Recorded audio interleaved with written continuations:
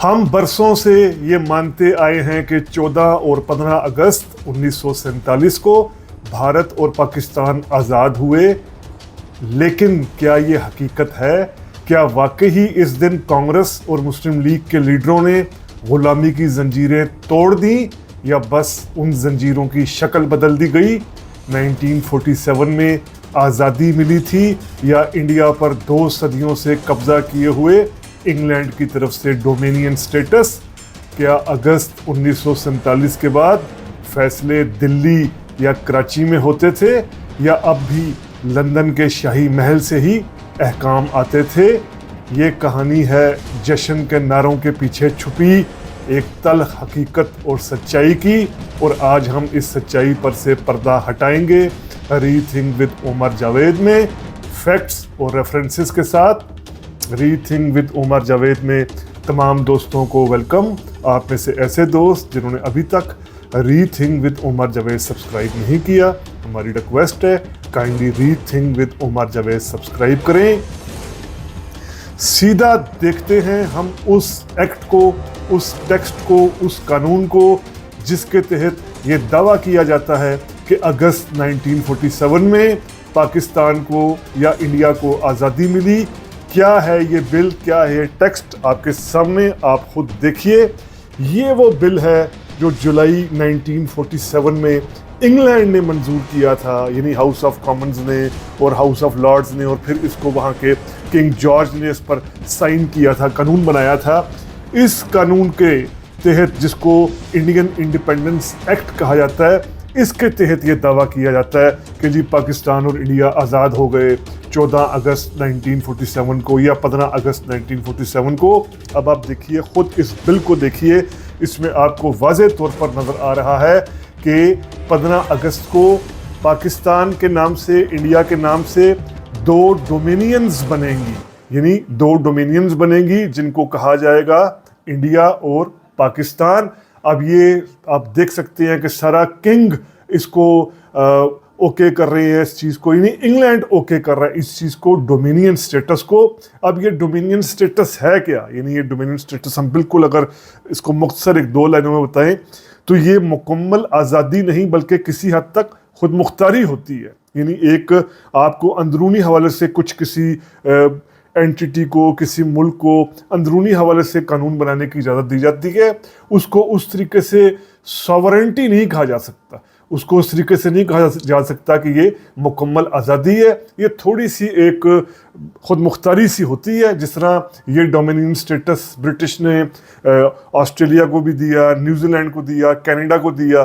तो इस तरह के जो सूरत हाल हो जिसमें मुकम्मल सॉवरेंटी ना हो, वो डोमिनियन स्टेटस होता है। और इस बिल, इस एक्ट में, इंडियन इंडिपेंडेंस एक्ट में वाज़ेह तौर पर डोमिनियन स्टेटस का लफ्ज़ इस्तेमाल हो रहा है। खुद ओरिजिनल टेक्स्ट को अगर हम देखें तो ये कहना कि ये मुकम्मल तौर पर इस रोज़ आज़ादी मिली, क्या ये कहा जा सकता है? इस टेक्स्ट को देखकर, इस बिल को देखकर यही कहा जा सकता है कि डोमिनियन स्टेटस था, यानी इंग्लैंड किसी हद तक अपनी पावर्स को ट्रांसफ़र कर रहा था इंडिया और पाकिस्तान को। अब उस वक्त का आप ओथ देखें, ये ओथ जो मोहम्मद अली जिन्ना साहब उठा रहे हैं एज आ गवर्नर जनरल, ये ओथ को अगर हम देखें, इन ओथ के अल्फाज वाज़ेह तौर पर हैं, जिसमें faithful to his majesty king George के साथ फेथफुल रहने की बात की जा रही है, क्योंकि ये डोमिनियन स्टेटस दिया जा रहा था।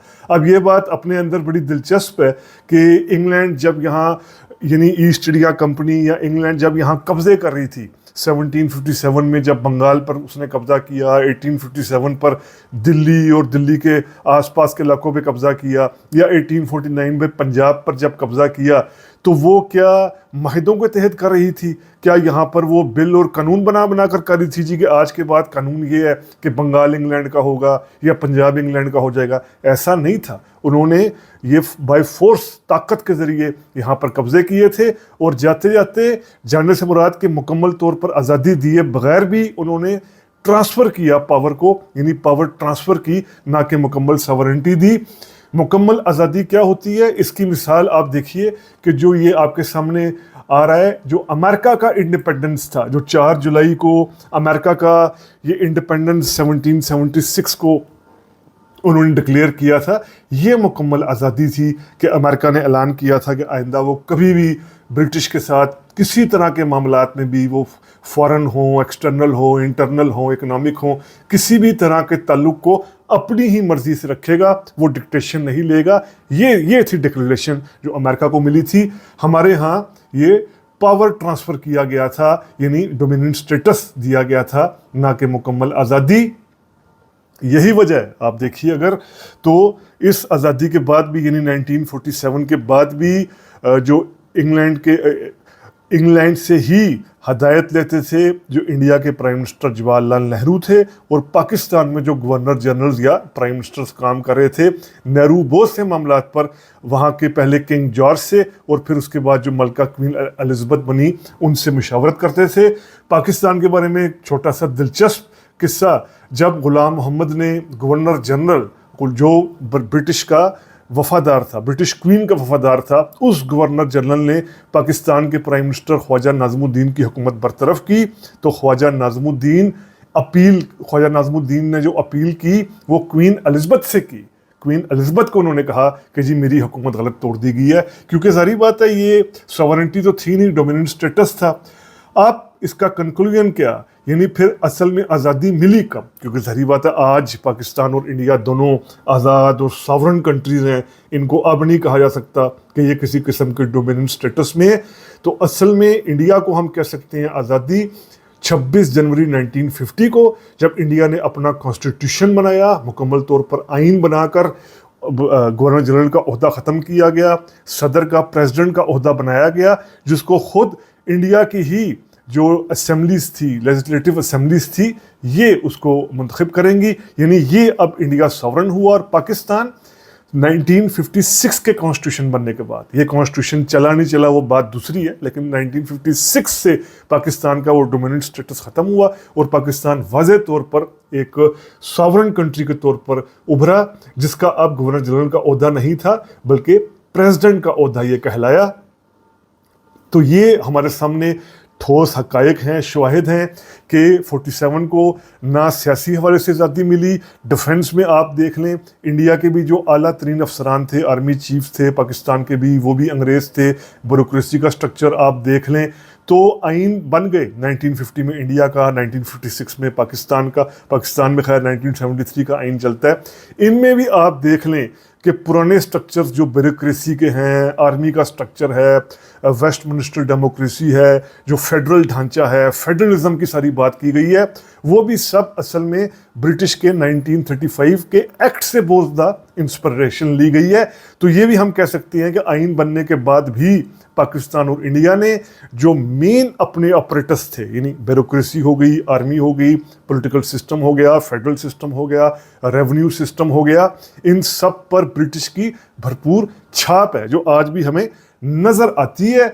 तो ये सब देखकर हम कह सकते हैं कि एक तो 47 में आज़ादी नहीं, डोमिनेंट स्टेटस था, और उसके बाद जब आज़ादी मुकम्मल तौर पर मिली भी, जब इन मुल्कों ने अपने अपने कॉन्स्टिट्यूशन बना लिए, उसके बाद भी वाज़ेह तौर पर छाप नज़र आई ब्रिटिश के ही पॉलिटिकल सिस्टम की, ब्रिटिश के बनाए हुए कॉलोनियल सिस्टम की, डीसी सिस्टम की, कमिश्नरी सिस्टम की, अदलिया के अंदर जो सारा सिस्टम है उसके अंदर भी। तो यही हम उम्मीद कर सकते हैं कि अब जब आज़ादी का जश्न मनाया जाता है अगस्त को, तो लोगों को ये कॉन्शियसनेस हो, पाकिस्तान इंडिया के लोगों को ये शऊर भी हो कि आज़ादी का मतलब सिर्फ चेहरों की आज़ादी नहीं है, सिर्फ नाम की आज़ादी नहीं है, बल्कि वो सही मायनों में इकनॉमिक आज़ादी होनी चाहिए, सियासी आज़ादी होनी चाहिए, ताकि यहाँ के अंदर जो गरीबी है, यहाँ जो बेरोज़गारी है, यहाँ जो करप्शन है, यहाँ जो वेल्थ इनएक्वालिटी है, वसाइल की जो तकसीम है वो मुनसिफाना नहीं है, बिल्कुल एक इन इक्वल तरह के माशरे हैं, ऊपर चंद लोगों के पास ही पैसा है, अक्सरियत के पास जो है वो सही मायनों में ट्रिकल डाउन नहीं हो पाता। तो ये सब मसाइल हल करने होंगे, तभी सही मायनों में आज़ादी का समर क्या होता है, आज़ादी के फ्रूट्स क्या होते हैं, वही लोगों तक पहुंच पाएंगे। तो ये अगस्त 1947 की आज़ादी को लेकर किया गया वीलॉग आपके सामने रीथिंक विद उमर जावेद के प्लेटफॉर्म के ज़रिए पेश किया गया। उम्मीद करते हैं आपको वीलॉग पसंद आया होगा। अगर पसंद आया है तो काइंडली सब्सक्राइब कीजिए। Rethink with Umar Javed. शुक्रिया।